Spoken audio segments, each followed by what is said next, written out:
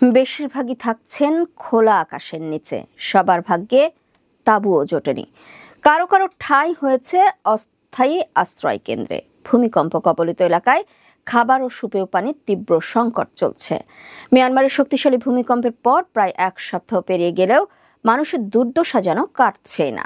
জাতিসংঘের হিসাবে ভূমিকম্পে দেশটির অন্তত ৩০ লাখ মানুষ গৃহহীন হয়ে পড়েছেন। এই পরিস্থিতিতে রোগ বালাই ছড়িয়ে পড়ার আশঙ্কা দেখা দিয়েছে। গত ২৮শে মার্চ ৭.৭ মাত্রার ভূমিকম্প হয় মিয়ানমারে। তথ্য অনুযায়ী ১৯১২ সালের পর মিয়ানমারে আঘাত হানা সবচেয়ে শক্তিশালী ভূমিকম্প ছিল এটি। জানা গেছে ভূমিকম্পে ২,৮০,০০,০০০ মানুষের আবাস রয়েছে এমন একটি অঞ্চল ব্যাপক ক্ষতিগ্রস্ত হয়েছে। বাড়িঘর, হাসপাতাল, বিদ্যালয় সহ হাজারো ভবন ধসে পড়েছে।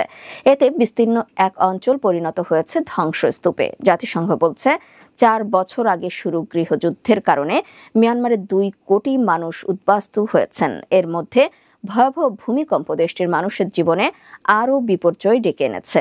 ভূমিকম্পের পর নতুন করে ৩০ লাখ মানুষ গৃহহীন হয়ে পড়েছেন।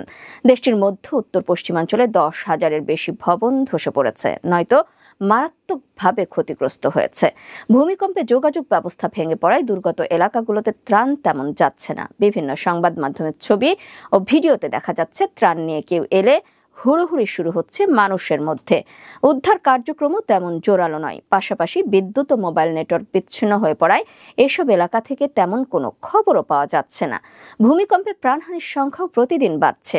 গতকাল দেশটির সামরিক সরকারের পক্ষ থেকে জানানো হয় ভূমিকম্পে প্রাণহানি বেড়ে ৩,০৮৫ জনে দাঁড়িয়েছে।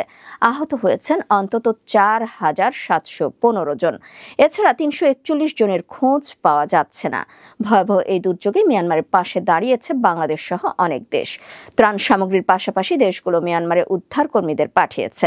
জান্তা সরকারের মুখপাত্র জাও মিনতুন জানান, ত্রাণ সরবরাহ ও উদ্ধার কাজের জন্য ১৭ দেশ থেকে উদ্ধারকর্মীরা এসেছেন। এসব দেশ থেকে খাবার, পানি ও ঔষধের মতো প্রায় ১,০০০ টন ত্রাণ সামগ্রী এসেছে।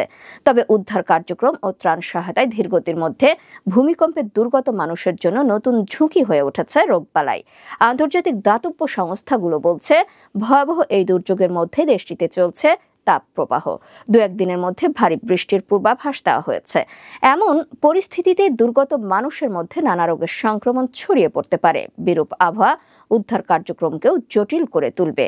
গতকাল বিশ্ব স্বাস্থ্য সংস্থা বলেছে মান্দালয়, সাগাইং ও রাজধানী নেপিডোর মতো ভূমিকম্পের সবচেয়ে ক্ষতিগ্রস্ত এলাকাগুলোয় কলেরা সহ নানা রোগের সংক্রমণ ছড়িয়ে পড়ার ঝুঁকি বাড়ছে।